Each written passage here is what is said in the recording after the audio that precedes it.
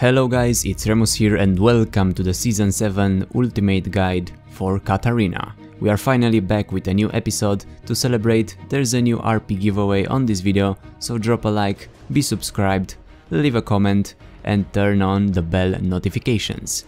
As you know, I've been doing guides since 2012 and Katarina is my favorite champion after Akali, and I'm the best Katarina player in my house.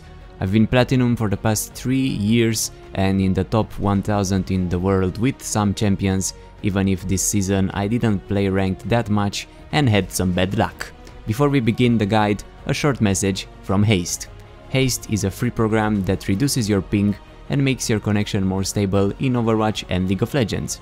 Currently working on the NA servers only. Even if I'm from EU, I've tried it on the NA servers and seen it working for others as well. Give it a shot for free using my ref link and help me out and show them some love. Now let's begin. First, abilities.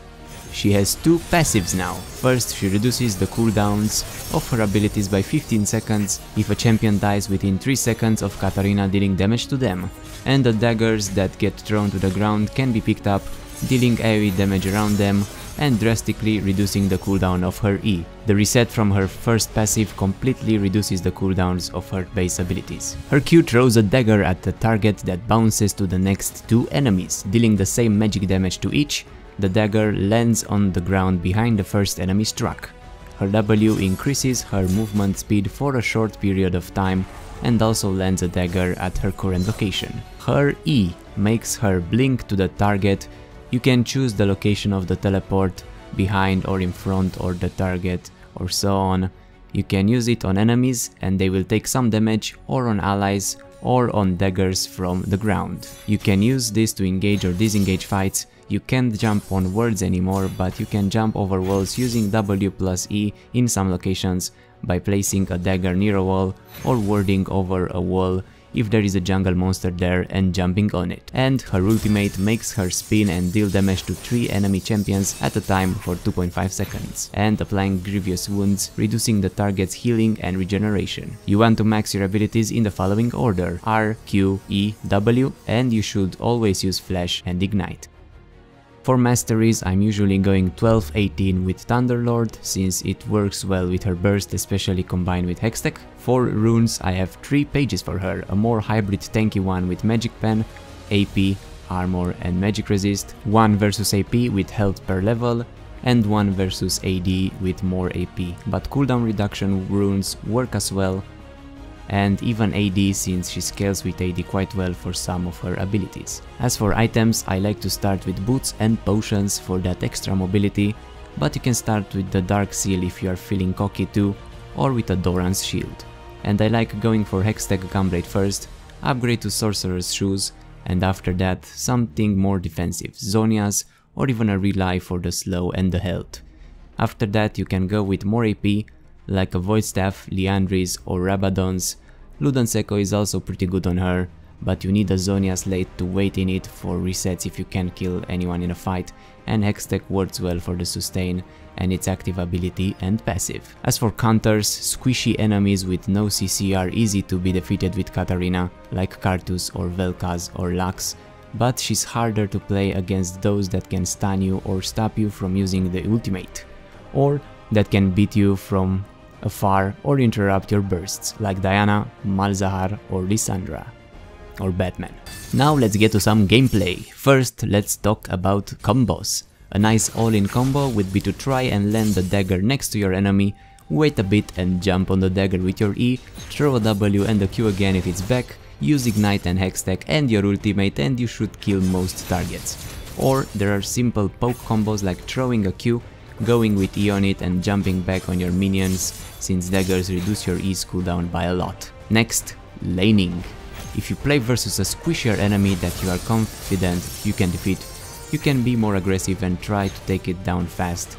If it's a counter, try to play defensive and wait for an opportunity or a gank, or try and roam. Still, if you can outrange them with your Q at least, you can poke them a bit, or try to poke them by bouncing the Q from a minion to them.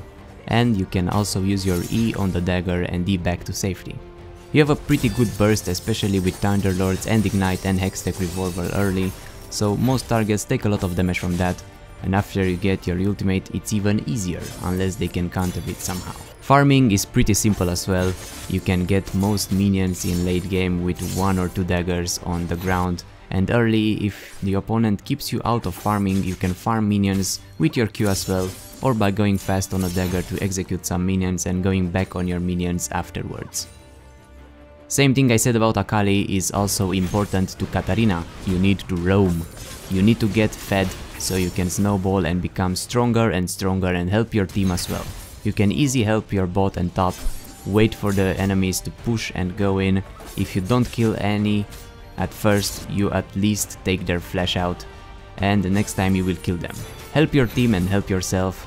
You can even go sneaky with the wall jump method I've shown you before. And finally, for late game and team fights.